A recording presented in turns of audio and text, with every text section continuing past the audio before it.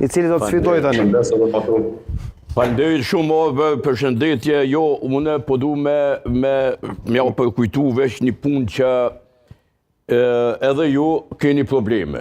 Problemi i parë sipas meje, që ju e keni është relativizimi deri në absurd i nenit 26 ligjit që ju vetë keni si mazhorancë keni votu 22-ën. Domthonjë ju po doni as me citu atë nen, sepse po ju nxjerrët e loshe, e kuptoj.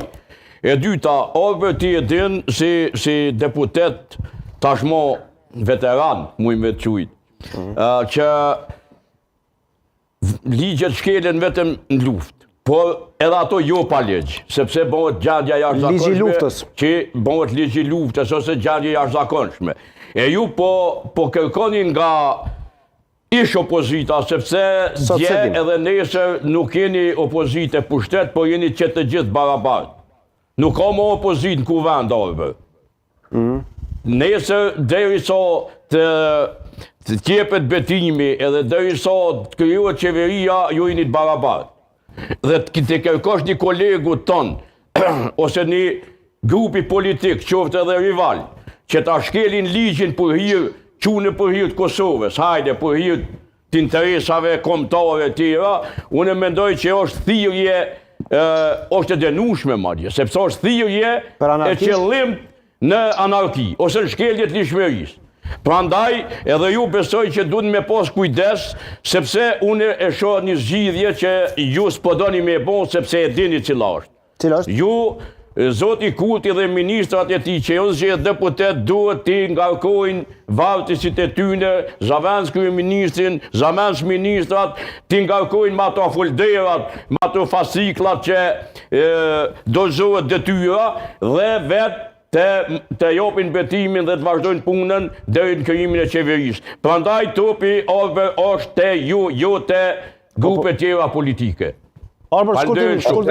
Po. Atëherë, zotëri Matoshi, unë nuk mendoj që realisht i letrar edhe bisko është hiperbole. Mendoj që nuk është dashur në këtë diskurs me hiperbolizu kaq shumë e ligjet luftës e tjera. Unë thash, në kuptimin më modest të fjalës. Pra nuk kam asgjë që kam e shumë, pos asaj çfarë ka thënë pra Katri Kryziu, ish kryetari i gjykatës kushtetuese, cilën e kam dëgjuar me vëmendje. Pra interpretimin sinqerisht Jon Karedin. Mos i citos edhe po gabon. Po, Ali, lutem veç ta kesh konsideracë ke lartë, se nuk kanë aty ti e din që të gjej deri në fund. Gjithçka. Po. Nëse ne kapemi në interpretime ligjore, unë mendoj që kemi plotësisht drejt, edhe në aspektin logjik, edhe në aspektin juridik, sepse unë nuk besoj që vendi duhet të mbet pa një lloj gardiani siç është Asnjë s'po mendojmë ashtu. Që të gjithë na po pajtohemi që vazhdimësia duhet të sigurohet. Më fal.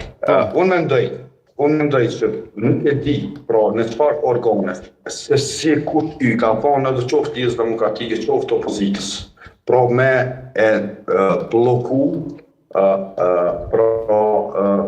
procesin e konstituimit të kuvendit të Kosovës.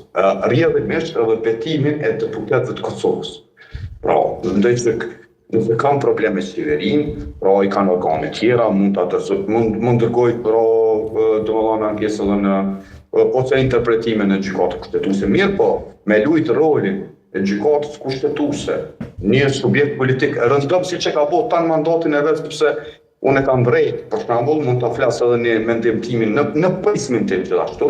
Pra e kanë grumbullu ligje. Po janë parti institucionaliste kanë duhet me kuptu këta. Pra ideja, zotëri Matoshi, është tash në këtë rast, me qenë se kanë bërë pa besionin, Lidhja Demokratike e Kosovës po e lun